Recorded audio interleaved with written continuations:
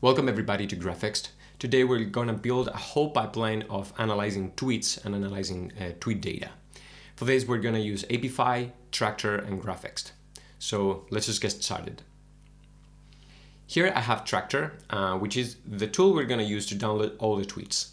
This is basically an Apify wrapper or an Apify helper, however you may like it. Apify is just a tool in which is a marketplace for scrapers. Scrapers are tools that basically run through the web and extract information on the web.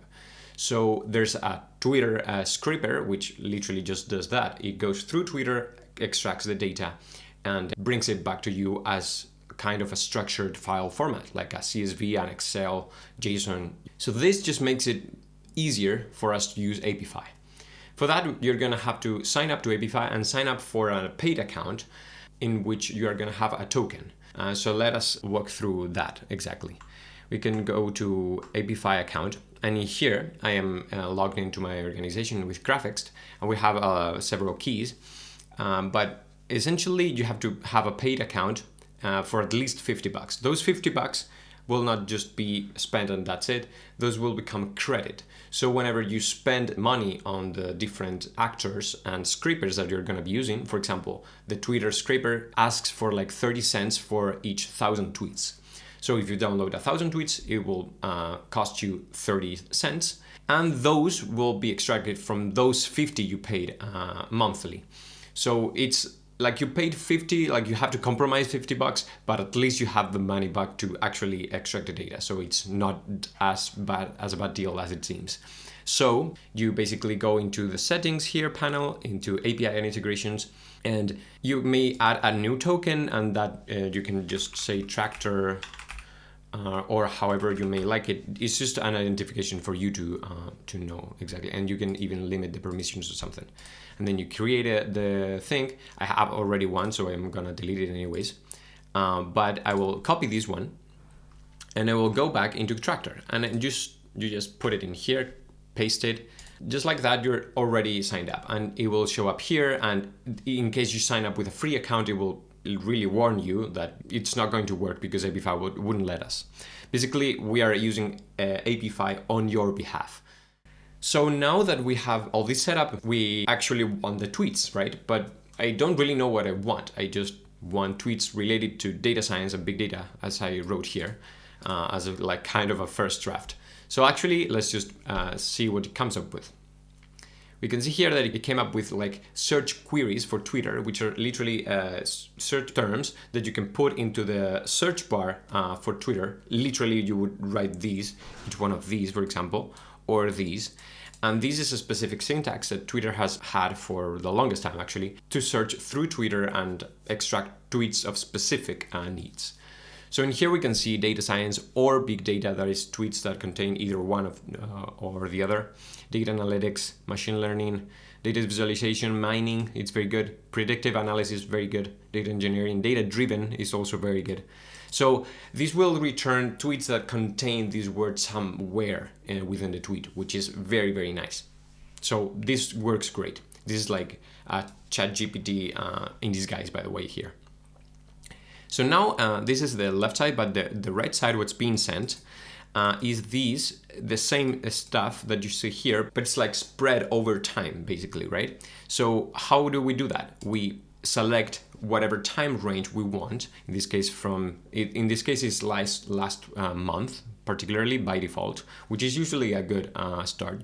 But you can select last week, last month, depends on what you're searching for, and if it is a very hot topic that it's only been talked about for the last week or last 3 days, you can select whatever date you want. So let's just select last month, for example, from September 5th to August 5th, backwards.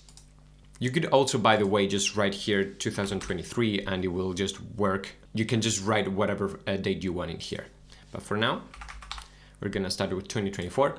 This is the frequency in which we're gonna select daily, weekly, or monthly. Daily usually works best because it's more nuanced, and Apify works best, but like brings more data. We're gonna have to be careful because some data will be redundant, like it will bring several tweets twice, but we can deal with that later in Graphext. But usually daily works best. try weekly if you see that it improves in any sense, but we feel that daily usually works best. And these lists are just lists that are curated by our team that are probably very interesting to journalists in Spain, the UK, and US, that just include tweets from very specific people within this list. So if you may not be interested in that, if you're not a journalist particularly. So we have here all these, which are all the queries that are going to be sent. And we can now just select a number to retrieve. In this case, I'm going to select 10,000 because it's usually you will never get more than what you ask for. You will always get less or equal. So it will usually be less, depends on how picky Twitter is today and how it wakes up. But usually from 10,000 you will get like half or maybe a bit more. Depends on what you're talking about, depends on the scope that you're talking about, temporal scope, depends on the terms, a lot of stuff. Your mileage may vary. Just like that, we can just get the tweets. It will tell you like, hey, this is gonna cost at maximum $3, 30 cents per 1,000 tweets, so it's 10 times more. So we can just click in there and wait. And just like that, it will generate a lot of stuff under your Apify account. It will generate a task, and that task will be run. A lot of stuff you don't have to worry about. And it will start pulling all the tweets. And you can see here more or less the progress in real time. We already have 660 tweets selected. And just wait, go grab some water, and we'll go back.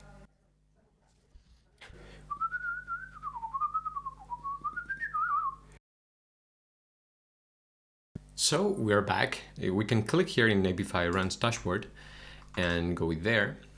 And you can see all the runs that we've made. And this is the last one. And it took 8 minutes and 10 seconds because seems like we actually asked for a lot of data. So we can see here we have this beautiful button, download dataset. You click in here and save the file. And we can go just to the downloads and see data science big data. Drop it like it's hot, and then it will just create a new project based on that. By the way, the generation of the CSV is particularly tailored to be used in Graphext. So if you'll see, the numbers of the columns have a very weird name, like created at, and then some weird GX category or text or something like that. That tells Graphext what each column should look like. So everything is formatted correctly, and Graphext immediately knows that we're talking about a date or a URL or something like that. So Tractor will work best with Graphext, but you can obviously, it's a CSV file, it's universal, so you can use it anywhere else. We can just click in here and see how the project is loading. And we actually downloaded 10,000 files. I would have not expected that big of a load, but that's great. We asked for the right information and we asked for the right time period. So that's also good. And you can see here it's loading the project, and just like that, we have it here. We have the creation date, the author name, and the text, which are the most important, arguably, fields in here. And we can see the created at a histogram in here, which is quite uniform. Sometimes you would get like dents in the middle, like very empty spots in between. That means that Apify didn't find any stuff in there. Or it may be that it ran out of tweets before it got to that period. We have author name, we have the text of the tweet itself, the URL. And this is one thing that I want to point out. There might be repeated tweets, and we can know that because if we click on URL, you will see that there are 3 copies of this same URL, and the URL is unique for each tweet. So we have 3 tweets that are the same. So for that, we're gonna filter the duplicates so we can have a very good data set to begin with. So for that, we're gonna go into the recipe, we're gonna toggle code mode, and we're gonna write this. I will write this in the description so you can literally just copy it and paste it and forget about it. But it's basically just filter duplicates. And we're gonna pass an option here, an options object, which is gonna be columns. And this column is gonna receive an array of all the things that we wanna consider to be duplicates. And in this case, is URL. What this means, and we're gonna override this data set. Or maybe you can just call it the DS filter, for example. DS filtered. And this is very cool because it is a very recent change. We can now have two versions of the same data set, but with different processing applied. So in this case, we're going to have this little tooltip in here, which is going to be DS or DS filtered, which is what we just created.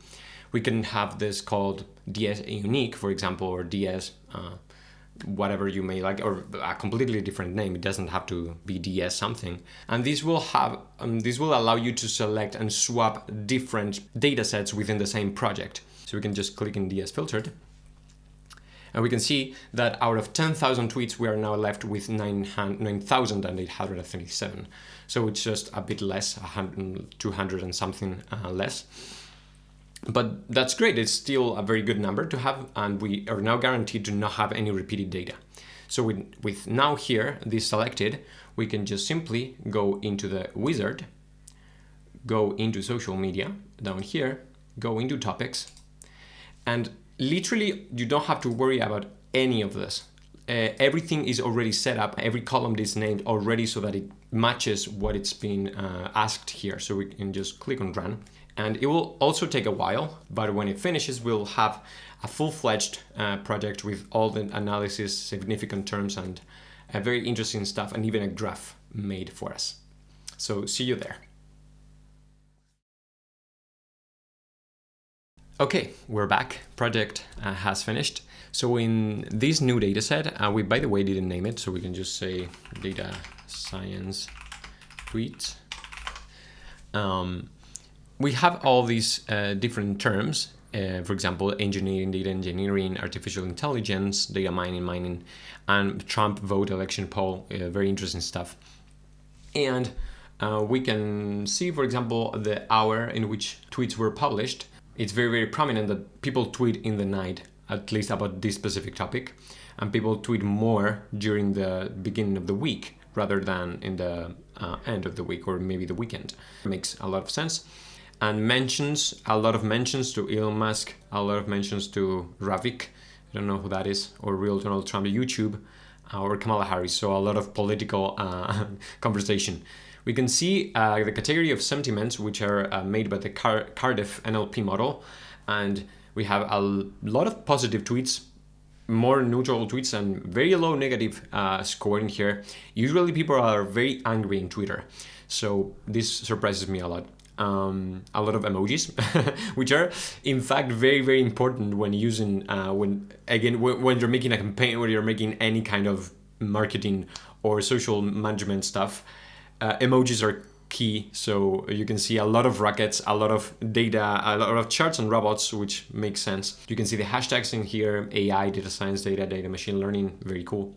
And the length of text column, which, well, like everything is in here because, well, the limit is 250, so you know, but there are more, like with different versions of premium, you can have varying lengths of tweets. Probably are tweets that are 25,000 characters long, which are insane. Wow. Okay. Dude had a lot of things to say.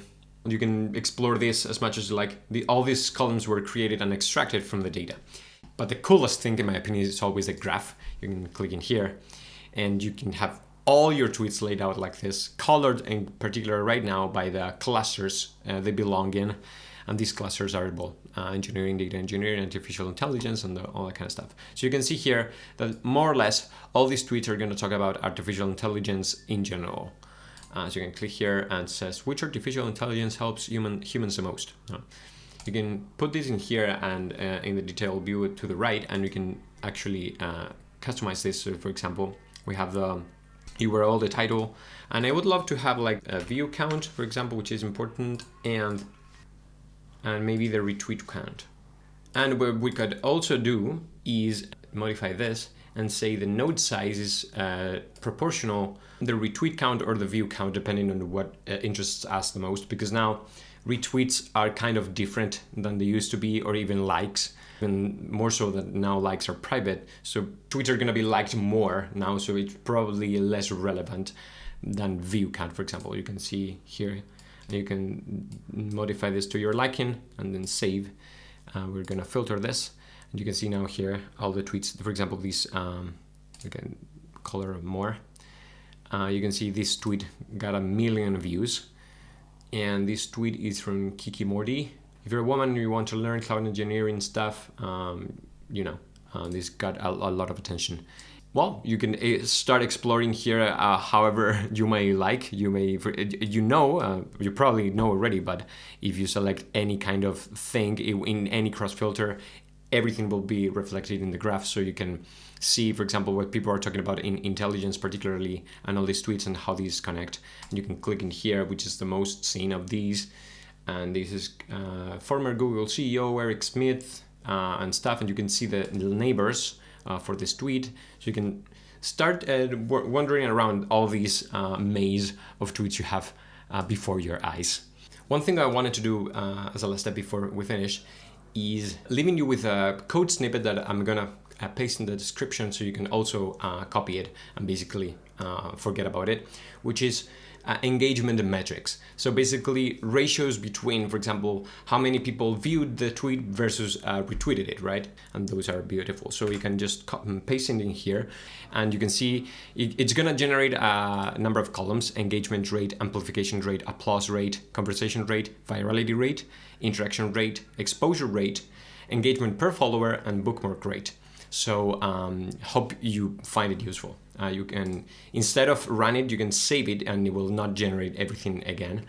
And with that, you can now generate like a model or something with all this information. You can do all sorts of stuff, but we're gonna leave it here. I hope you like it. I hope you find something useful today. Please reach out at support@graphext.com if you have any doubts, if you need any help.